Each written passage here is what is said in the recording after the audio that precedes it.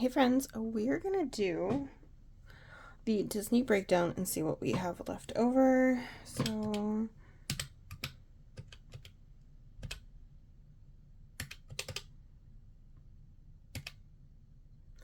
okay. I should have enough to cover all of that, so it's like starting over for like literally everything else. Okay.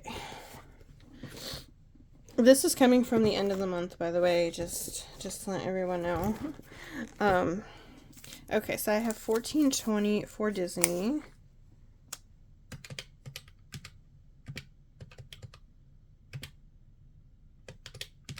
So, okay. Maybe it's not that bad. Okay. I'm going to do the breakdown, but first I want to say something. Some drama, so if you want some tea, stick around. Okay, we have officially hit 1 year since the psycho crazy beach got arrested for DV. I never told you guys the scoop, and now I am going to. Now I'm going to be very careful on my language. So, we are coming up on a year of my freedom from a narcissist. So, as some of you remember, I worked for another pet sitting company where I was labeled the business partner. I was not a business partner of anything. I can assure you that. I can assure you that. And I was just a pawn that was being used like the people before me.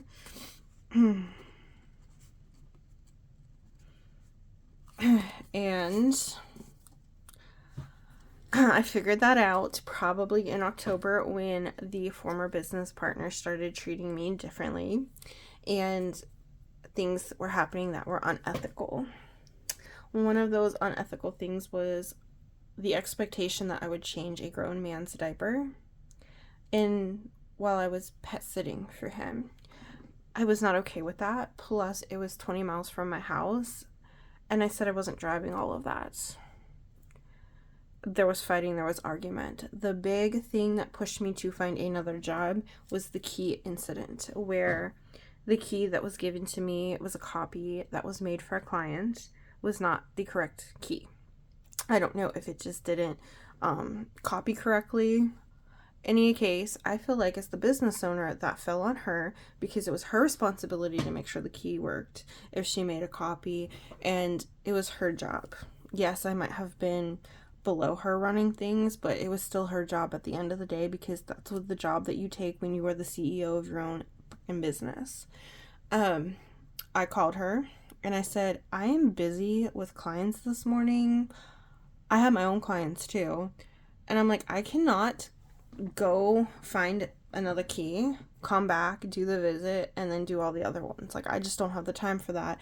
I am not wasting my gas, and I'm not wasting the mileage on my car to fix your F up. That was a boundary that I set. It was your mess up. I don't have the time, I don't have the extra money, and I don't have the mileage. I am not paying for your F up. So I'm calling her. It's like 8 o'clock in the morning, and she is livid. You're waking me up in the freezing cold, and you want me to get out of bed and go get the key from the other employee because that's the master key and see if that master key works. You gotta be effing kidding me because you're the CFO. You're the second in charge. You should be out here fixing these mistakes, not me. I want to be in bed sleeping. That made me livid. And I put my foot down. I set my boundary. I said this was your mistake, not mine. And I do not have the extra miles to put on my car. And I'm not getting paid and I'm not getting compensated for your F up. I'm not doing that. I just was not doing it. She got up out of bed. She got the key situation figured out. And she was mad at me. And that was the pivotal moment when I knew this person was in my opinion, a narcissist. Then we had the one employee where we'll just call her A, just the letter A. And A was very committed to her, and she started to distance herself, and we thought she was quote unquote stealing clients. Well, clients are allowed to message and say, hey, will you go off the platform? It's okay. I mean, business partner was going around on Rover stealing people and clients, so why is it okay she could do that to Rover, but her own sitters couldn't do it to her, right? So one client did privately go with A, and that made her mad, and she fired her, and there was drama. She like went and slandered her, like slandered A to a rescue that A was working for privately, and she's like, you owe me money because you only know the rescue because of me. I got you that extra money. Like your typical narcissistic response. It was terrible. There was another client or another employee. It was a male, and we'll call him B. And B was treated the same way. He was accused of not scooping the litter box. He was accused of other stuff, and he was doing what he was supposed to.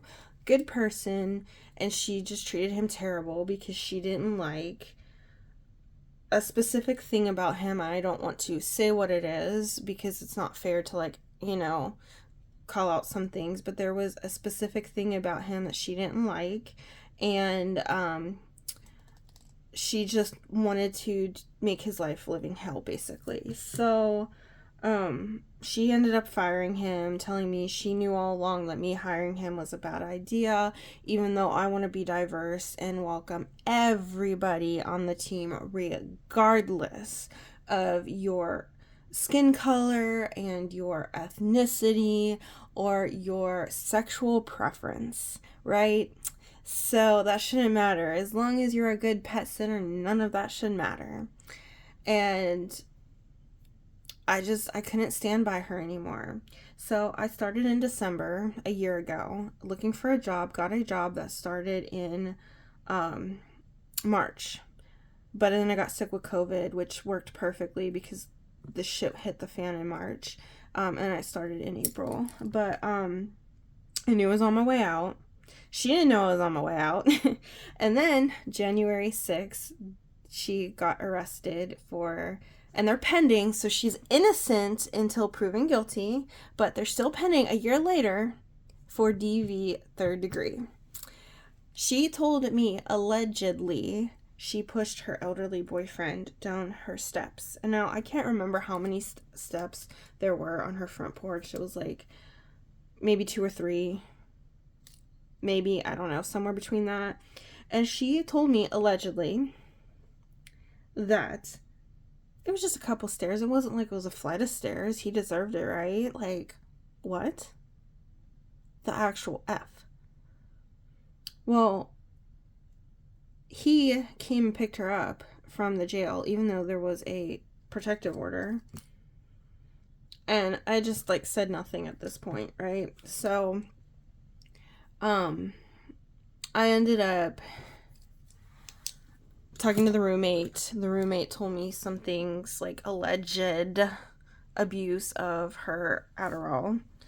And I'm like, this needs to be reported. So I did. I reported it to her psychiatrist. Her psychiatrist thought it was funny to then send that information to her herself. And we had it out. She fired me. There was drama with another employee we will call Kay.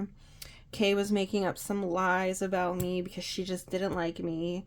And I see she's with another pet sitting company now, so I bet she was a victim of this crazy person too. And so everything kind of hit the fan.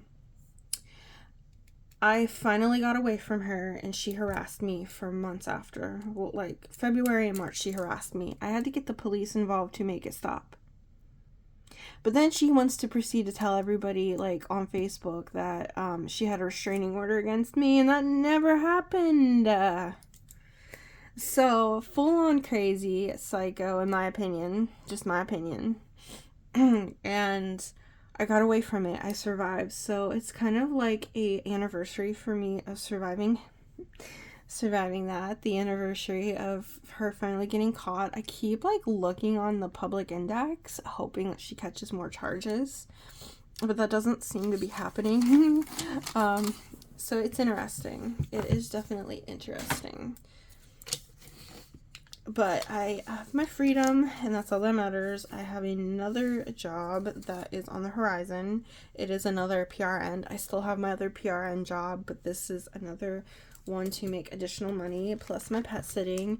And I feel like my pet sitting grew because of what happened with the psycho ex-boss. I feel like people also knew and saw that she was cuckoo for Cocoa Puffs, and they also I had people coming and telling me, I only stayed with her because of you, I hated her, or I didn't like her, I could tell something was off with her. Like, I had people being like, I knew she was a bad apple, like, but I didn't want to lose you as my pet sitter. So, like, that, hearing that meant a lot. Like, it really did. So, with that said, and I'm running out of time on here,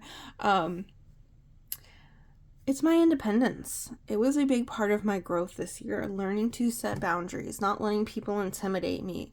I used to go into this setting, I'm the fat, ugly girl, and I don't deserve a place in this world. And it's like, no, I do deserve a place in this world. I don't have to do what you say. If you don't like me, you don't like me. And that has been a big part of my growth. I made friends from that situation. Like, we had a little support group of people that were done wrong by her. Employees that were done wrong by her. It wasn't just me. And it was the same pattern. Same thing that happened to me was happening to them. Literally. Like, there was like 5 of us. And I made really good friends with the one. And, I'm grateful for that. And it's kind of like when they say one door closes, another opens. That's kind of how it was for me.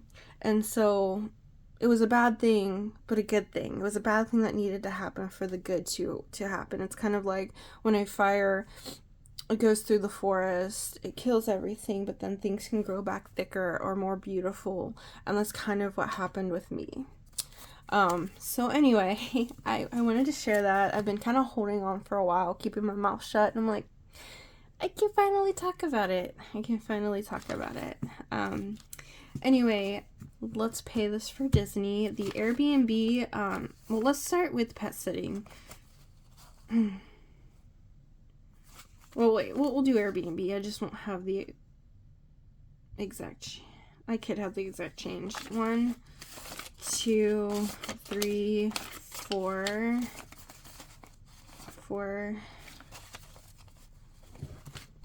260.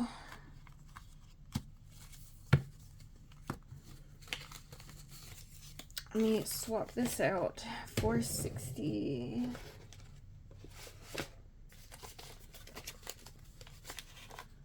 One, 2, 3, 4, 5.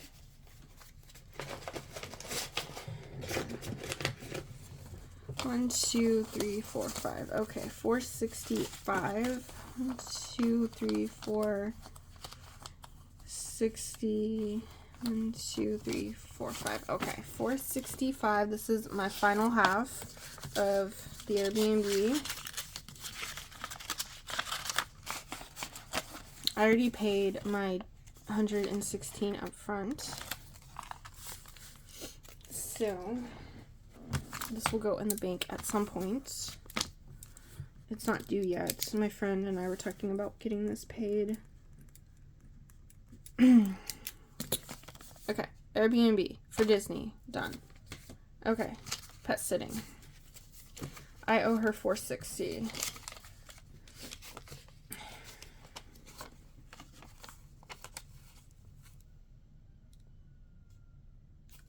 1, 2, 3, 4, 4, and I'll leave her a little tip. She doesn't really tip me either, so, or she doesn't really tip me. She like has tipped me here and there, so I don't feel like I have to tip, which is nice. I appreciate that. That's not a bad thing. If you're watching, that's not a bad thing. It's not. It's a good thing. I really don't have the extra money. Okay, so 1, 2, 3, 4, 65.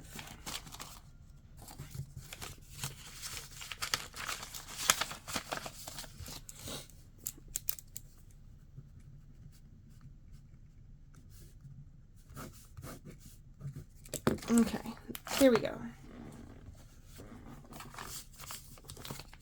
Pet sitter. Done. Alright, that leaves 1, 250. 20, 40, 60, 80. 1, 20, 40, 60, 80, 240. Alright, that is 490 left over to roll into Disney.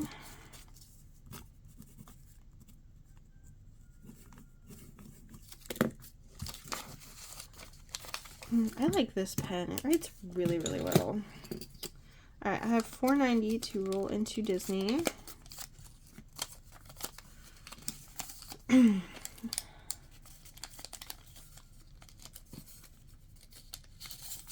my god, why is this not? Just went through that. Okay, I have that to roll into the Disney binder. I have to also get a rental car because we've got 4 in our family now. So that's just not gonna work. Y'all, that is just not gonna work. So we need a like SUV or something much larger. So I'm gonna have to get a rental car, unfortunately. So yeah. That's gonna have to come out of that, and then we're gonna have to pay for Disney. My husband does not want to do Disney, but I think he wants to do Universal. So I think that I have to save a little less than what I was expecting. So anyway, friends, that is all. I hope you enjoyed story tea time with the little cash. I don't know what you would call that. Cash, not condensing, but like putting things in more specific categories. I don't know. Anyway, bye, friends.